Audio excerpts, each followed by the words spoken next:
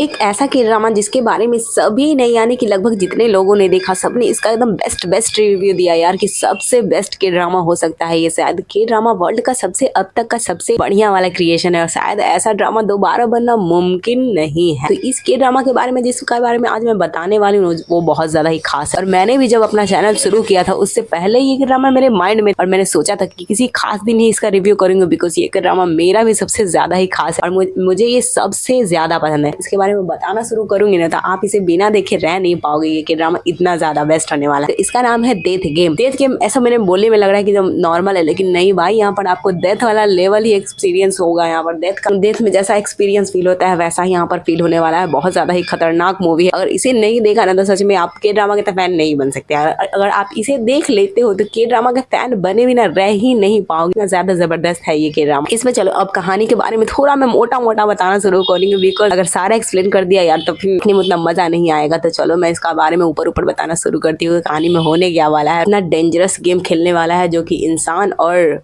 भगवान के बीच में एक गेम होने वाला है। सोचे ऐसा कंसेप्ट कौन सोच सकता है यार कि भगवान भी गेम खेलते हैं। और हाँ, ऐसा मैंने शायद एक के ड्रामा नहीं सॉरी बॉलीवुड में मैंने देखा था थैंक गॉड, जिसमें शायद अजय देवगन की ये मूवी है लेकिन वो वाला एक्सपीरियंस नहीं है भाई, इससे भी ज्यादा खतरनाक है। तब चलो अब बताती हूँ। सॉरी कुछ ज्यादा ही हो गया लेकिन कहानी इतनी ज्यादा जबरदस्त है कि मैं जबरदस्त बोलना इसको छोड़ ही नहीं सकती। बहुत ज्यादा ही बेस्ट है। आपको ये वाली जरूरी देखना चाहिए अगर आपको के ड्रामा नहीं पसंद। लिटरली मेरी बात का यकीन मानो, इसे देखने के बाद तो आप पक्का बड़े वाले फैन होने वाले हो। कहानी में होता कुछ ऐसा है कि सभी जगह पे यहाँ किसी भी धर्म की अगर बात करो तो उसमें डेथ यानी कि खुद से सुसाइड करना बहुत ज्यादा ही बड़ा अपराध माना गया है और कहा गया है कि जो भी खुद से आदमी सुसाइड करता है उसके लिए कंफर्म एक जगह होती है नर्क। वो हमेशा नर्क में ही जाएगा चाहे उसमें कितने भी पुण्य क्यों ना किए हो। देखो किसी भी धर्म का आप बुक उठाओगे तो उसमें सबसे बड़ा जो गुनाह बताया गया वो सुसाइड को बताएगा। सुसाइड सबसे ज्यादा खराब चीज होती है यार, तो नहीं करना चाहिए ऐसा। इसमें जो हमारा हीरो होता है बहुत ज्यादा ही फ्रस्ट्रेट हो चुका होता है अपने रोज के डेली मर्रा के जिंदगी की वजह से बिकॉज वो हर रोज कहीं न कहीं नई जगह पर जाकर इंटरव्यू दे रहा होता है। कभी ये इंटरव्यू कभी वो इंटरव्यू, लेकिन किसी न किसी कारण वो सभी में जाकर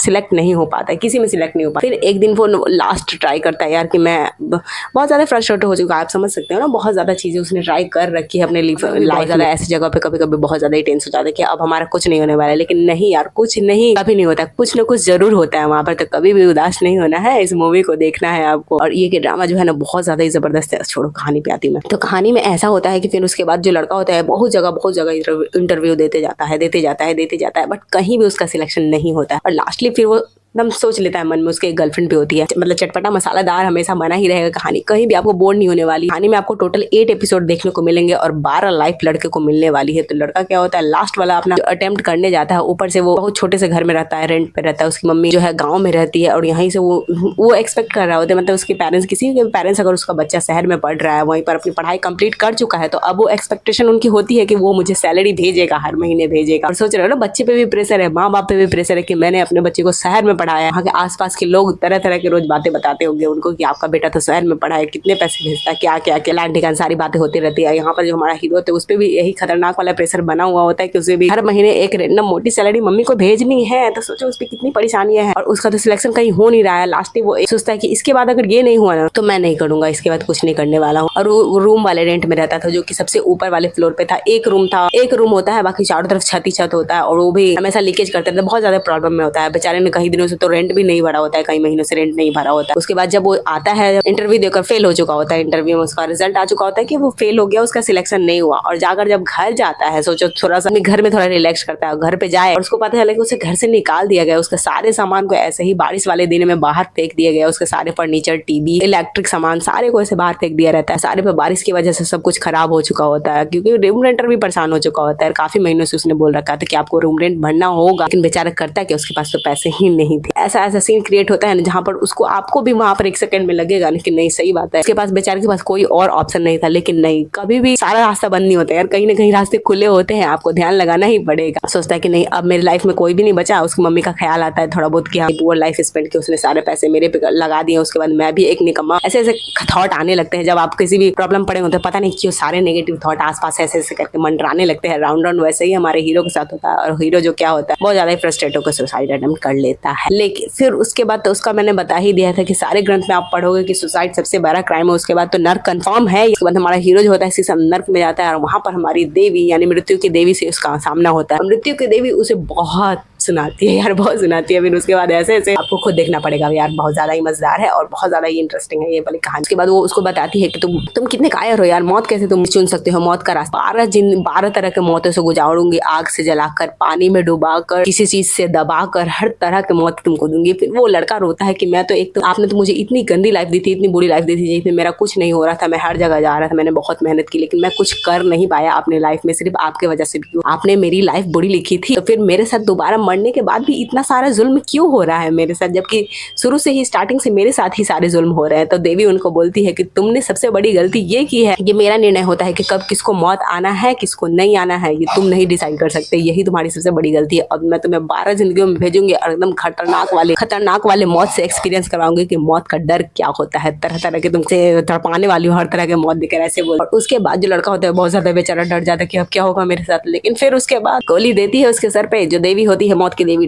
टाक से उसको गोली मारती है और पहुंच जाता है अपने अगले लाइफ में, जहां पर कि उसको हो सकता है, और उसको बताती भी है मौत से पहले, रुक जाओ, मौत से पहले उसको बता देती है कि तुम ये चाहो 12 लाइफ में से किसी भी एक में आप सर्वाइव करके जिंदा रह सकते हो, अगर जिंदा रहते हो तो, लेकिन ऐसी खतरनाक कंडीशन में छोड़ने वाली, अब सोच रहे हो देवी है, भगवान तो एकदम खतरनाक वाले गेम खेलेंगे यार, ऐसा लाइफ तो बिल्कुल नहीं देंगे जहां पर वो इजीली सर्वाइव कर पाएगा।